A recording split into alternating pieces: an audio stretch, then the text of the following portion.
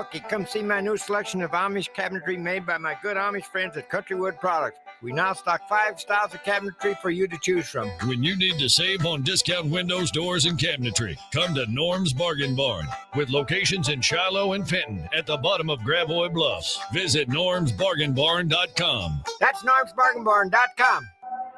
This is the Verizon Extra Innings Show. Verizon, the most reliable 5G in St. Louis. The 0-2 pitch coming, and that's hit in the air to deep left center field, but it's going to stay in the ballpark. It's caught on the track, and the Cardinals do not score in the bottom of the 10th inning, and they drop this one to the Brewers by a score of 3-2.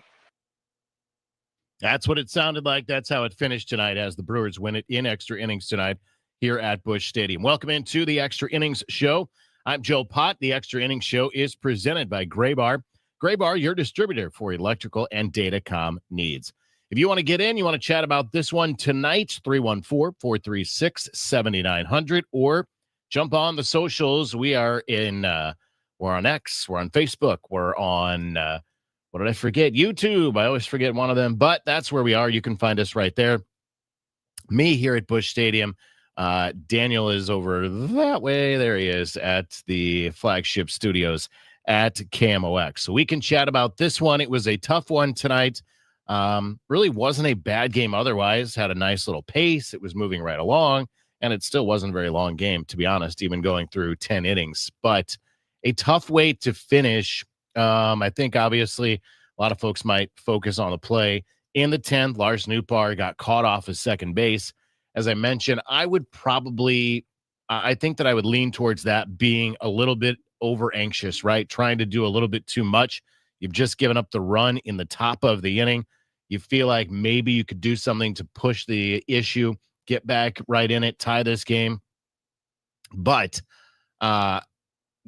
I was talking with Daniel between shows or at a break, and one of the things he mentioned, you already looked back, and that's the issue there, right? Is that he was already looked back to second base by Jared Koenig, and it's those couple of steps that you've got to go back before you can start towards third that really hurts, I think, for Lars Nootbaar. So yes, is it a play where he where he clearly kind of got lost a little bit out there? Yeah, but I think that it was probably more out of aggression than really just kind of not really just a boneheaded play, like not just a straight boneheaded play. I would tend to give him the benefit of the doubt for that. But we also didn't get to hear from him after the game. I'm sure that he was quite frustrated with that play, and so I don't think he was available in the clubhouse to talk after the game tonight. So that part of it hurts. I think otherwise things played out, kind of how you would have wanted it to. You had your chance. You had a chance to win this thing in the 9th. You get a base runner on with one out. The ground ball double play ends up ending that 9th inning, but not bad otherwise. You get the finish from Miles Michaelis, his final start, 99th of his career inside of Busch Stadium as a Cardinal. That is second only to Adam Wainwright. So that in of itself, I think, is certainly worthy of mentioning. Let's see. Randy is curious about the Cards magic number. I'm guessing Randy doesn't want to go on, or does he? Would he like to go I'm on on? here. I got a question Randy, I want to how ask are you. you? How you doing tonight? I'm doing good. Give me an update on catcher from Milwaukee, if you guys could, and what is the Cardinals' magic number getting out of the playoffs?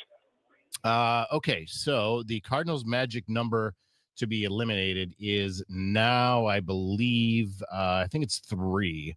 It was 4 going into tonight, if I recall that correctly. I'm going to check that for you here, probably at the break. I have it somewhere, but I think that it was 4, and that means it would be 3 tonight. It's only 3 to the Mets, to be honest, but the Mets lost again tonight as well. I have not heard an update on William Contreras, and what Randy is referring to is that in the 7th inning, he was hit on the arm by Navan Herrera's swing. It was a catcher's interference. He tried to stay in the game. In fact, he finished that inning, but he came out before the Cardinals had a chance to start hitting in the 8th inning. He was going to try to continue in the 8th, and he didn't. So I have not heard an update for you there, Randy. If I get one, if I hear anything before we're off, I'll certainly pass it along. Otherwise, I'll see if I can't get one before we go to pregame tomorrow. That's Randy. I appreciate Randy chiming in tonight. And let's see. I am a little bit stuck on my browser here, so I am not able to see any comments right now as we speak, as we go along here in the Extra Innings Show. 3-2 in extra innings. The Cardinals fall tonight to the Milwaukee Brewers. The magic number for the Brewers, by the way, is now down to 1. So it is 1 for the Brewers to clinch the National League Central Division, which would be their 4th division title in 5 years if they could do that. Chris is very negative. In the words of Ferris Bueller, it's over, go home, go. So that's too bad because it's not quite over, but it is very close for the Cardinals, certainly. We were talking, too, I was chatting about whether or not the Cardinals have anything to spoil for the Cubs, and they probably don't, to be honest, because I guess what you can do is you can force the Cubs down as far as seeding goes, but they're likely just going to finish as a wild card unless they win the rest of their games and the Brewers lose the rest of their games. So right now, and I think that still results in a tie for the National League Central Division, but that's unlikely to happen. But the Cubs are playing in Cincinnati. They lost tonight. The Brewers win. That's why their magic number reduces by 2. Well, we'll go ahead and take our first break here. We'll come back. We'll see if we get any more comments or calls and talk about this one. 3-2, the Brewers beat the Cardinals tonight here in extra innings at Busch Stadium.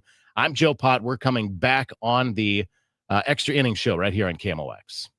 At BOS, we help you bank boldly because sometimes life throws bold moments at you. Like noticing someone used your debit card to buy 100 party store gift cards. That's a lot of party supplies. Don't worry, though. BOS has your back when there's suspicious activity on your account. And we work fast to address any fraudulent charges. Are you ready for a better banking experience? Then make the bold move and switch to BOS today. Visit bankwithbos.com. Member FDIC. You know Gray Bar for electrical parts. But there's one more thing you may not be thinking of us for that can help maximize your next project's total value. Our pre-project planning services are designed to help you win the bid, save on labor costs, and keep your installers productive across your entire build. The sooner you call us, the better. Because when we're there from the beginning, we can anticipate your needs and help you solve problems before they become problems. Yep, Gray Bar does that. Now, back to the Verizon Extra Innings Show. Here comes the pitch to Arenado, and that's hit in the air towards left field, and it's going to drop for a hit. 3 hits in the inning. Arenado drives in Herrera, and we're tied at 1. That was a good note right there. That was the second hit of the night for, that was the first hit of the night for Nolan Arenado. He finished with 2 hits. We're back in on the Extra Innings Show. Joe Pott with you from Busch Stadium, 3-2. The final tonight as Milwaukee wins it over the Redbirds. Our Extra Innings Show is presented by Gray Bar. Gray Bar, your distributor for electrical and datacom needs. If you want to get in on the phone call, 314-436-7900. Otherwise, get on the socials on YouTube, on X, on Facebook, and you can drop a comment right there on our stream, just as Great Baseball 3131 has done. He says he's very happy that the 2025 season is almost over with. So, I still honestly look at it a little bittersweet. For me personally, the baseball season is coming to an end for the Redbirds, but I will tell you this, I will put this there, that I'm excited to see what's next for the Cardinals. And that includes if we're told that this is going to be, much more of a rebuild than maybe we thought was going to be, that it was going to be in the first place. I'm okay with that. I think that, and plenty of people have detailed this, including Bernie Michaelis here on our station, on why this will be a good thing if this is more of a in-depth rebuild, if they go a little bit deeper than maybe what we thought, because ultimately that allows them to turn things over at a quicker rate. That allows them to get back to a contending team quicker than if they continue to try to piecemeal this and not quite go full rebuild. So you have what you end up having ultimately is probably more seasons like you see in 24 and like you're seeing in 25, that's sort of waffling around the 500 mark. And if you allow this to be a little bit more of a rebuild, then this becomes a contending team quicker down the road. It's still going to be some time probably before that happens, but it's not going to drag out quite as long if they do it that way. So I'm excited to see, where that leads. I'm excited to hear from Chaim Bloom, as I think probably most Cardinals fans are, just to actually, we've talked about what we think. We've talked about what we expect. We've talked about, the signs by the way they're drafting, the way that they are prioritizing certain players, how they're moving players in the system, all of those things. We can make all of these things, all of these ideas of what that future looks like and what it's going to look like under Chaim Bloom. But we're going to find out in a couple of weeks. We're going to find out. DLW 1904 says, if you're at the game tomorrow, Mo doesn't deserve to be booed out of the stadium. I 100% agree with that. I understand that there is a large group that's frustrated with the way things have gone over the last couple of years, but Mo is exiting the job. Chaim Bloom is entering the job, and you have to think about everything that Mo brought to St. Louis, which includes a bunch of players, not just you're talking about the title, obviously, the World Series title in 2011, also an appearance in 2013, plenty of division title success, but the players as well that he brought to St. Louis, which includes Paul Goldschmidt, who won an MVP, which includes Nolan Arenado, and plenty of others as well. So I would agree wholeheartedly. Verlis said Ollie looked really mad when Newt got hung up, and I saw that as well and made that comment as well when I was in here, because by the time that happens, I'm in the studio already, and I'm not out watching the game usually. I'm usually watching it in here, and I saw that camera angle as well, and Oliver Marmol did look upset, and obviously, look, he's not happy about it, and likely it's a lot of frustration. So I'm sure that was a conversation that took place very shortly after that between Oliver Marmol and Lars Nootbaar or other coaches in Lars Nootbaar. And as I mentioned, Lars was not in the clubhouse at the end of the game, so we didn't get to hear from Lars Nootbaar. Maybe we hear from Lars before the game tomorrow. I would not count on that, but yeah, I think deservedly so, right? That's a frustrating play. Even if it did come out of aggression, and that's kind of how I look at it, is I think he was trying to be a little too aggressive, but that's definitely frustrating. Another one from Great Baseball, also excited about next year. As a Cardinals fan, opinion is to fire Marmol because Marmol's attitude is just like Mozeliak. I don't know if I agree with that 100%. I have mentioned this plenty of times before. If Chaim Bloom decides that he needs a clean slate and he wants someone of his choosing to be the manager, then 100% I think he should have it. But it doesn't seem like there's been a ton of signs there. Everything we've heard from Oliver Marmol is that the relationship is good between he and Chaim Bloom. Of course, I don't know, what else is he going to say, right? He's not going to say, "Oh, I don't like him. I'm not excited he's coming in." No, of course, he's not going to say anything like that. He is, but he has spoken very highly of the conversations, the interactions that they have had with one another. But again, if I'm asking Chaim Bloom to come in and redo things and rebuild, start over, however you're terming it, then he absolutely 100% has to have that choice be his, if that's what he wants. Now, there's 1 year left on the contract for Oliver Marmol, so I would imagine that decision would be made very shortly. You're either not going to have him, or you're probably going to extend him, and you're going to want him part of this rebuild and part of what is coming next for this franchise. But again, it is all 100% in my mind.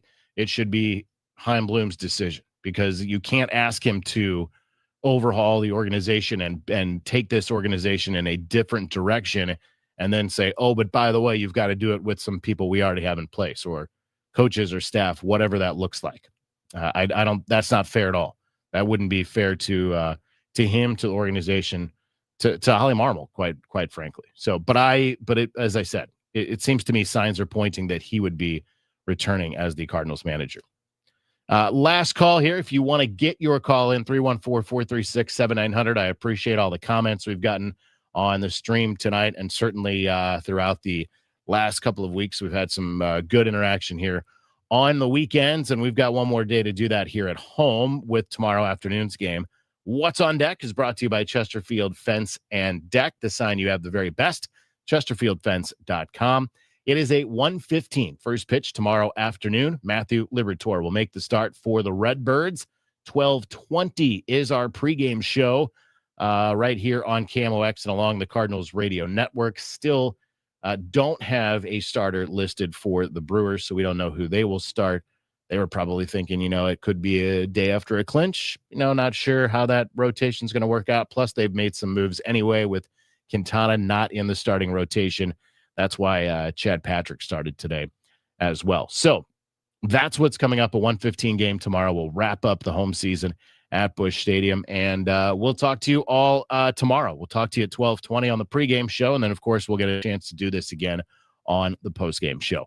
Big thanks to John Rooney, to Rick Horton, to Mike Claiborne, to Jim Jackson, and Kyle Sixta, all here at Busch upstairs in the booth. Thanks to Daniel Hinkamp. Daniel is right over there in the little box on our stream. If you can see him, he has been there all afternoon, keeping us on time and in line today. Certainly appreciate that. I will talk to you tomorrow on the pregame show as the Cards wrap up this home season, wrap up this series with the Brewers, and they've still got a chance for a series win here. And they could split the season series with no, they cannot split the season series anymore with the Brewers. They can try to get back to one game within one game of the Brewers. But that's tomorrow, 12:20 with the pregame show. I'm Joe Pott. Keep it here on your home of the Cardinals, 104.1 FM, KMOX. As the old saying goes, size matters. At Morgan & Morgan, we have over 1,000 lawyers and nearly 6,000 people on staff. But at the core, this is and always has been a family business. Our family watching out for your family. Call us.